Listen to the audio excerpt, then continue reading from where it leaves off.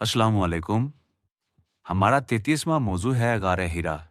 मक्का के मुअज़्ज़िज़ और साले लोगों में रवायत था कि वो अपनी सियानी उम्र में बच्चों के कमाल तरबियत और परवरिश के बाद शहर मक्का से निकाल के कभी सहरा के वसतों में जा बसेरा लगाते, कभी मक्का के गिरदा गिर्द के चार पहाड़ों में से किसी पर चढ़ते, पहाड़ के किसी गार में हफ्तों महीनों किसी निखरी सोच में डूब के ज़िंदगी के इसरार सोचने लगते।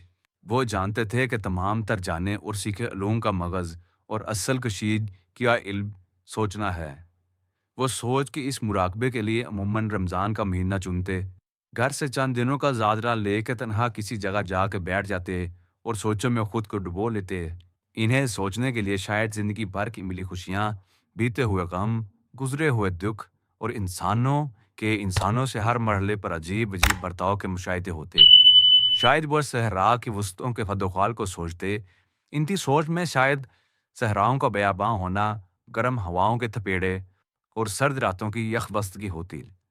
ये सब कैसे हुआ? कैसे होता है? कौन इन सहराओं के फैलाव को वसी करता है? शायद वो सहराओं पे छाए खुले आसमान को तकते, दिन को सूरज का मशरिक से खनप रेशमी सुनहरी किरणों का सेहरा बांध के निकलना, फिर इन्हीं किरणों में तपिश का ओत आना, सूरज का आसमान की छत पे एक कोने से दूसरे कोने तक अपने दहकते आग भरे रथ का सफर, और फिर मगरिब से सहरा के सीने पे उगे संगलाक पहाड़ों की गोद में इसी सूरज का अपनी सुर्खी और हिद्दत को पिघला के धीरे धीरे अपनी हिद्दत उड़ा के डूब जाना। इनकी सोचों की कोई सोच होता है। मुमकिन है अरब माशरे में राई रस्मों को वो सोचते हैं, मेहमान नवाजी क्यों ज़रूरी है। दूर से आया अजनबी जब थका हारा गुबार में अटा शकिस्तगी से गिरा गिरा किसी अनजाने दरवाजे पे खैर की उम्मीद से दस्तक देता है, तो क्यों इसकी प्यास बुझाना और इसकी भूख का मदावा करना एक आला कदर है।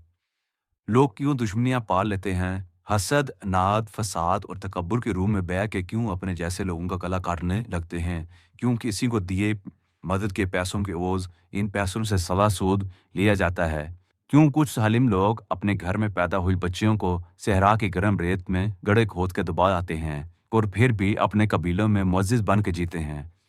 क्यों कबाइल में नस्ली इम्तियाज है, हर कोई दूसरे को नीचा दिखाने और खुद को अजीमता साबित करने के लिए हर कभी हरकत रवा रखता है। नेकी का जो काम लोग करते हैं इनमें दिखावा क्यों है। क्यों लोग अपने आबा के इन कारनामों पे फख्र करते हैं जो इनसे नहीं हो पाते। ये जिंदगी क्या है, कब से लोग जिंदा हैं। हर जिंदा एक दिन मर जाता है, मर के वो किधर जाता है। क्या जिंदगी मौत के बाद खत्म हो जाती है।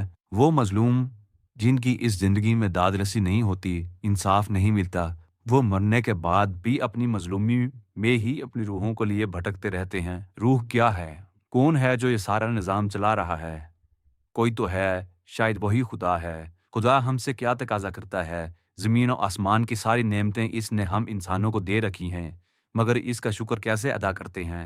शुक्र क्या है? क्यों ज़रूरी है? दुख तकलीफ प्यास और भूख में सहरात लोग हफ्तों रेगजारों के सफर में सब्र करते हैं। इंसान तो इंसान ऊंट तक कई कई दिनों तक प्यास लिए गर्म धूप में चलता रहता है। कौन सी कुव्वत सब्र पे उकसाती है? इस सब्र का कोई इनाम भी है? इनाम क्या होता है? इनाम क्या इनाम याफ्ता लोग ही देते हैं? ये इनाम याफ्ता लोग कौन है? कैसे इन्हें यह मुकाम मिलता है? वो जो रद्द हो जाते हैं, मिटा दिए जाते हैं, इनसे क्या गुनाह सरजद होता है? क्या गुनाह व स्वाब का कोई वजूद है? सवाल तो सैकड़ों थे। खुदा जाने मुराकबे में महीनों तन्हाई में बैठने वाले कुरैश के दरमियानी और सियानी उम्र के शुरफा क्या सोचा करते थे।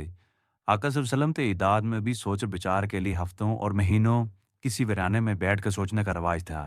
आका सल्लल्लाहु के दादा सरदार अब्दुल मुत्तलिब हर साल बाकायदगी से साल के एक महीने माह रमज़ान में अपनी बस्ती से निकलकर खाना खुदा के मशरिक में 1.5 किलोमीटर के फासले पे इस्तदादा ऊंचे पहाड़ जाकर सोचा करते थे। इस पहाड़ का नाम जबल नूर था। जबल नूर का नूर से क्या ताल्लुक रहा, शायद आका सल्लल्लाहु अलैहि वसल्लम ने यह भी सोचा हो। बहरहाल जब आका सल्लल्लाहु अलैहि वसल्लम की उम्र 40 साल के लगभग हुई, तो आका सल्लल्लाहु अलैहि वसल्लम घर से चंद दिनों का ज़ाद राह लेकर तन्हा जबल नूर पर चढ़ जाते। पहाड़ की चढ़ाई दरमियान तक ज़्यादा कठिन ना थी। दरमियानी बुलंदी से ऊपर पहाड़ की चोटी के करीब जाने में बड़ी एहतियात और तरद्दुद की ज़रूरत थी। इस पहाड़ की चोटी से कोई 80 फुट नीचे तकरीबन 15 फुट चौड़ा और 18 फुट लंबा एक सहनुमा पथरीला हमवार कता था। جس کی مغربی نکر پہ دونوں اطراف سے ترچھی جھکی چٹانوں کے اوٹ میں ایک خیمہ نما پتھروں کی سلوں کی غار تھی۔ غار کے بند دہانے میں ایک عمودی پتلی سی درز تھی۔ اس درز کا رخ کچھ ایسا تھا کہ غار میں بیٹھ کے اس درز سے 1.5 میل دور نیچے مکہ کی وادی کے عین نشیب میں بنے خانہ خدا کا پورا صحن اور کعبہ کی ساری عمارت نظر آتی تھی۔ لگتا تھا خانہ خدا اور اس نور بھرے پہاڑ کے غار کا ڈیزائن دونوں کو ایک ساتھ سوچ کے بنایا گیا ہے۔ اس غار کی چھت 2 مخروطی چٹانوں کے اوپر آپس میں مل کر ایک عجیب کونا بناتی ہے۔ نیچے غار کا فرش ایک سیدھے پتھر کی ہموار سل تھی۔ اس سل کا سائز اتنا تھا کہ کوئی معقول کا کاٹ کا آدمی اس پہ تنہا لیٹ سکتا تھا، بیٹھ سکتا تھا، وہ کھڑا بھی ہو سکتا تھا۔ اس لیے کہ غار کی تکونی چھت درمیانے لمبے قد کاٹ کے آدمی کو اس چھت کے پتھروں سے سر ٹکرائے بغیر کھڑا کر رکھتی تھی۔ کھڑا آدمی کھڑا ہو کے اپنے دونوں ہاتھ دونوں طرف پھیلائے تو اوپر سے نیچے آتے 50 کے زاویے پر پھیلی پتھر کی سلوں پہ اس آدمی کے ہاتھ چھو جاتے تھے۔ وہ غار ایک تنہا آدمی کے لیے ایک معقول پتھر کی جھونپڑی تھی۔ آقا صلی اللہ علیہ وسلم کے لیے غار ایسی بنی لگتی تھی کہ اسے آقا صلی اللہ علیہ وسلم کے قد کاٹ اور جسم کو سوچ کے عین ناپ سے بنایا گیا ہو۔ اس غار میں آقا صلی اللہ علیہ وسلم کے دادا عبد المطلب ہفتوں گزارا کرتے تھے۔ آقا صلی اللہ علیہ وسلم کے دادا سیدنا عبد المطلب بھی آقا صلی اللہ علیہ وسلم سے مشابہ تھے۔ اس غار میں آقا صلی اللہ علیہ وسلم 40 سال کی عمر میں ہر رمضان میں باقاعدگی سے آنے جانے لگے تھے۔ اس غار کا نام غار ہیرا تھا۔ اس غار میں آنے کے لیے ان کے آگے کے چھوٹے سے پتھریلے صحن میں قدم رکھنے کے لیے ایک عجیب شرط تھی۔ اونچے پہاڑ کی چوٹی بنائے پتھر کی سلیں غار سے پہلے صحن کے جنوب طرف کچھ عجیب انداز میں ترچھی ہوئی ایک دوسرے کو بغیر چھوئے چند انچ کے فاصلے پہ جمی ہوئی تھیں۔ وہ 2 چٹانیں تھیں جن کے درمیان ایک ترچھی قطرے بل کھاتی درز تھی۔ آج بھی وہ درز اتنی ہی اور ویسی ہی ہے۔ اس درز سے غار میں جانے والا کھڑا ہو کے ترچھا جسم کر کے لیٹ کے سرکتا ہوا بڑھتا غار کی طرف گھومتا تو اس کا قد غار کے تہانے پہ بنے پتھر کے سلوں کے صحن میں پہنچے۔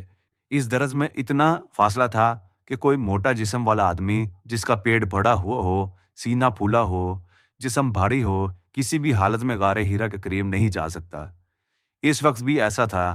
آج بھی 1500 سال بعد غار ہیرا کے دہانے ان 2 پتھروں کی سلوں سے گزرنے کی یہی شرط ہے۔ آج تک کوئی موٹا فربا خشک خوراک پیٹو قسم کا بندہ اس درز سے گزر کر غار ہیرا تک نہیں پہنچ سکا، نہ پہنچ سکتا ہے۔ لگتا ہے جبل نور کی اس مقدس ترین غار تک پہنچنے کی یہ شرط اول ہے کہ جسے اس نور کے منبع پر پہنچنا ہو وہ دنیا کے دسترخوان سے اپنی بھوک سے کم نوالے اپنے پیٹ میں ڈالے، پیٹ کو بڑا نہ ہونے دے، جسم کو فربا نہ کرے۔ شاید خدا کو علم ہے کہ فربا موٹے اور پھیلے ہوئے پیٹ والوں کی سوچ ان کے حلق سے صرف اپنی جسم کی ایک کبھی خود غرض پرورش میں گزرتی ہے۔ شاید ایسے لوگوں کی سوچیں دوسروں کے متعلق ہوں بھی تو اپنے پیٹ کے لیے چھینے جانے والے نوالوں کی گنتی اور صرف اپنی ذات کے لیے نفع کا سوا کچھ نہیں ہوتی۔ اسی لیے ایسے بے ڈول خود پرست اپنا جسم پالنے والے لوگوں کا غار ہیرا میں آج تک داخلہ منع ہے۔ غار ہیرا کے اس درز کے ننگے پتھر آج بھی وہی ہیں، ویسے ہی ہیں جیسے آقا صلی اللہ علیہ وسلم کے زمانے میں تھے۔ ان پتھروں کے درز سے یوں پھسلتے ہوئے گمان ہوتا ہے جیسے پتھر کی قبر کے درز سے پھسل کے مردہ جسم لاحد میں اترتا ہے۔ ان مقدس پتھروں کا لمس بہت متبرک ہے۔ وہ لمس وہی ہے جو 1500 سال پہلے آقا صلی اللہ علیہ وسلم کے مقدس جسم کو سر سے پیر تک چھو کے آج تک معطر ہوا ہے۔ اس پتھر کے درز سے گزرتے ہوئے عجیب احساس روح میں جاگتا ہے کہ جن پتھروں نے آقا صلی اللہ علیہ وسلم کو چھوا تھا وہ آج ہمیں چھو رہے ہیں، اور اس قربت بھرے انداز میں اس درز سے گزر کے پتھر کی سلوں کے صحن میں پہلا قدم چل کے کعبہ کے رخ پہ مغرب میں غار ہیرا کی تکونی غار ہے۔ یہ غار ہے جہاں خدا کا آخری پیغام پہلی بار آقا صلی اللہ علیہ وسلم پہ اترا تھا۔ وہ مقدس جگہ ہے۔ بہت شکریہ۔ اللہ حافظ۔